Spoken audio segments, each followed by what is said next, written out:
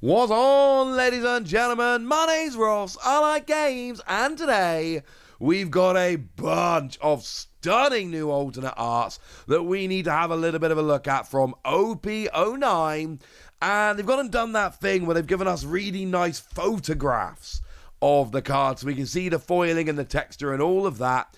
This stuff makes me happy. A couple of these we've seen before, but now we get a really good look at them in terms of the texturing. But a bunch of these are brand new ones that we've not seen before. And frankly, I think we need to have a little bit of a chat about all of this. And I want to start off with Perona here, because this is a card we've not had a chance to talk about yet. And it's a card that I like very much indeed. Of course, I've made absolutely no secret of the fact that Perona is one of my favourite characters from One Piece. This new card is pretty good, and this alternate art is absolutely stunning. Now, what we've got from the Perona here is a 1-cost card, 2,000 power, counter plus 2,000. We like counter plus 2,000. And we got a really nice skill that on play, look at the top 5 cards of your deck, find a Frillabark's Pirate or Dracule Mihawk and add it to your hand, and then put the rest at the bottom of your deck in any order, and then discard a card from your hand. Now, there's several interesting things about this. Firstly, it's a Frillabark Pirate Searcher. Obviously fits beautifully with the Perona leader that is both black and green. Obviously, a lot of Frillabark pirates are black. This is green, but the Perona leader puts them together quite nicely. That makes me happy. The fact that you can search out Dracula Mihawk as well is just thematically brilliant. I love that. The fact that you've got counter plus 2k is a very big deal.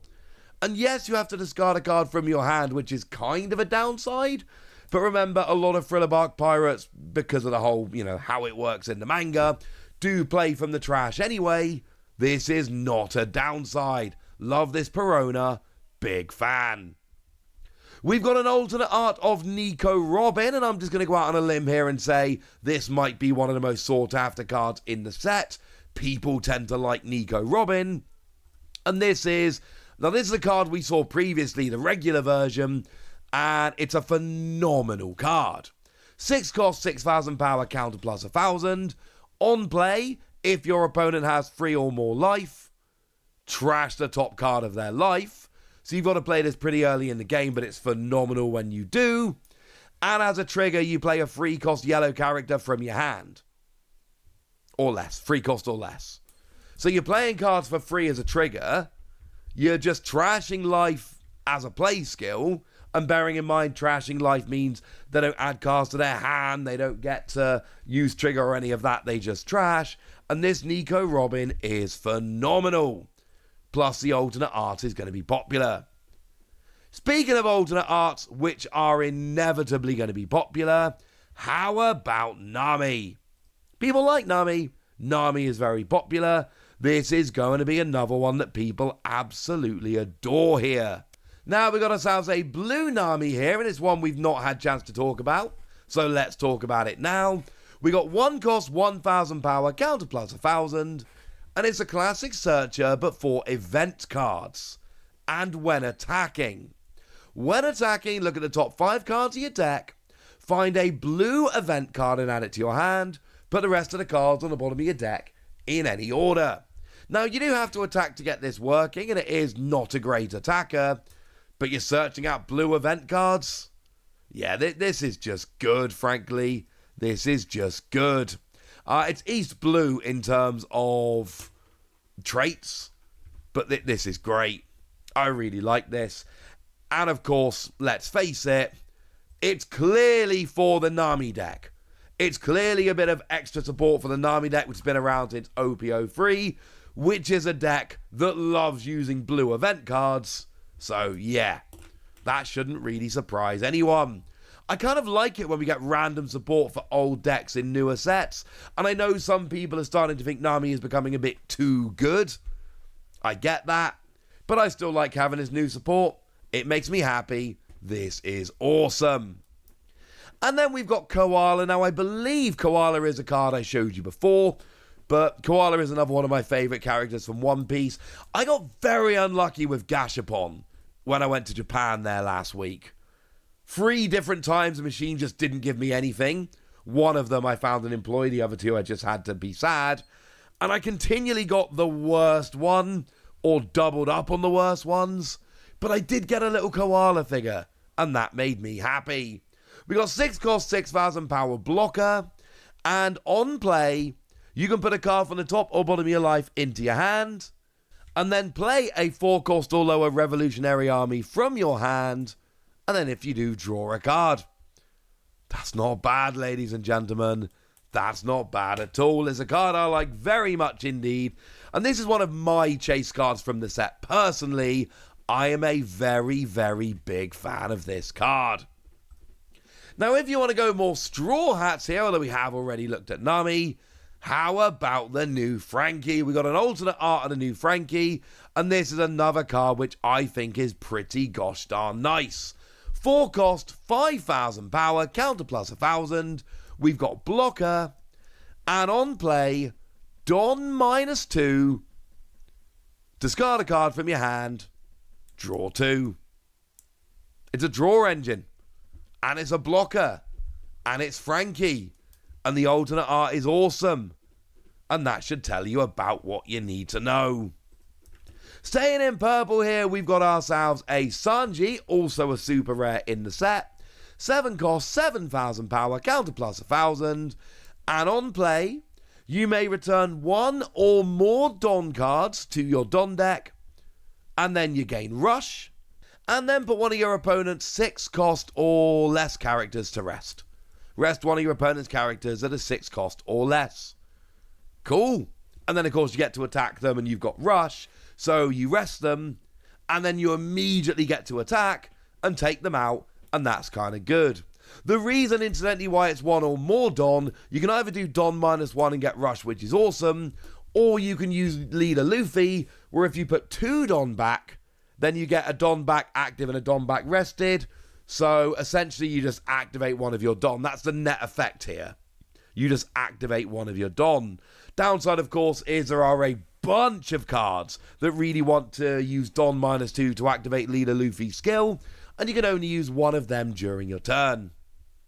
The other one we've got here is Law, and yes, I'm aware Law isn't a Straw Hat, but it is still purple, so 3 purple cards in a row, that seems like fun. And this is another generic searcher. 1 cost, 2,000 power, counter plus 1,000, and on play, look at the top 4 cards of your deck.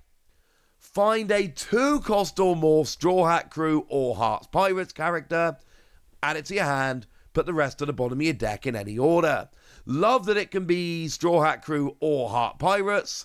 Don't love that it has to be 2 cost or more. There are some good 1 cost characters out there. But this is kind of nice, honestly. And again, it's another card very much designed to work with Leader Luffy, because you get to search out your purple Straw Hat Pirates. And that sounds like a fun plan to me. Now, Odyssey is a bit of a theme in OP09, and we've got ourselves an alternate art of Lim, which is kind of cool, honestly. Never did play that on my travels. I need to get into that. That seems like a fun game I'm going to love. But Lim, we got 3 cost, 5,000 power, and on play, look at the top 5 cards of your deck.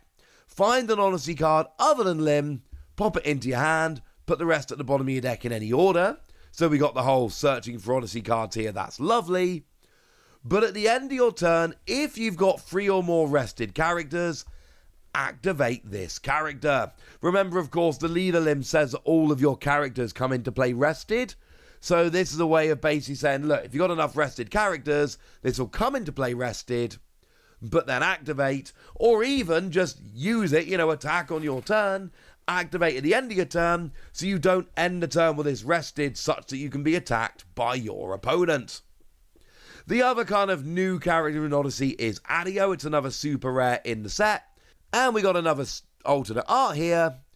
And on play, if your leader is an Odyssey card, activate 3 Don. So it's a 6 cost, but you have to have 9 Don out to play it. You only lose 6 Don. You only end up resting 6 Don, but you've got to have 9 out. You've got 9, play this, rest 9, activate 3, you've lost 6, but you have to have 9 to play it in the first place. And then when your opponent attacks once per turn, rest one of your Dom to give your leader or one of your characters plus 2k during this battle. Gives you a 2k bump at one point during your opponent's turn. That sounds like a good thing. And then they've gone and shown us both the secret rares. We've got ourselves Goldie Roger. Now this is of course a card I've shown you before, but I just want to show you the texturing and all. It's brilliant. And also, Goldie Roger's an interesting card, right? Because it looks great on the face of it, and immediately half the community started going, oh my goodness, this card is busted. And then the other half of the community went, well, I think it's being overplayed. But essentially, 10 cost, 13,000 power with Rush. And if your opponent activates Blocker when either player has 0 life, you win the game. So basically, as soon as anyone's got 0 life, your opponent's not able to activate Blocker, and you got 13k with Rush, that seems kind of cool.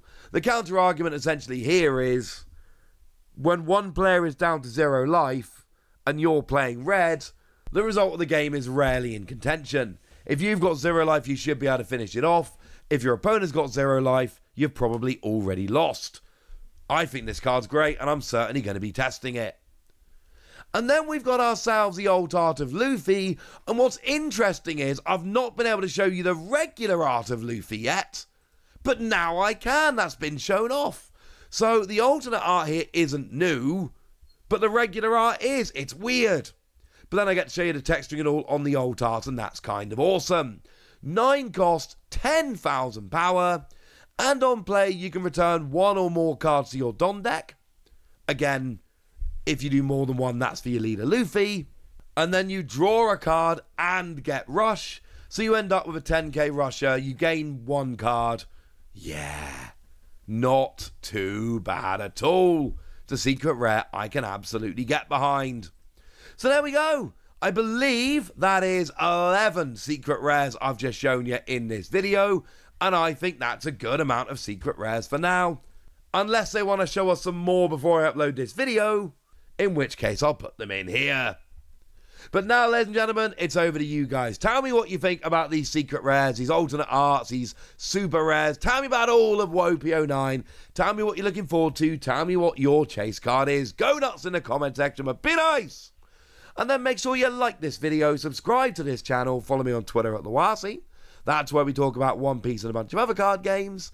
And please do consider checking out patreon.com/PTCGradio, where you can support the channel, get some bonus podcasts and all kinds of fun things. But by far the most important thing, as always, look after yourselves till next time, would ya? Thank you very much for watching. My name's Ross, and you've been watching Wasi Plays.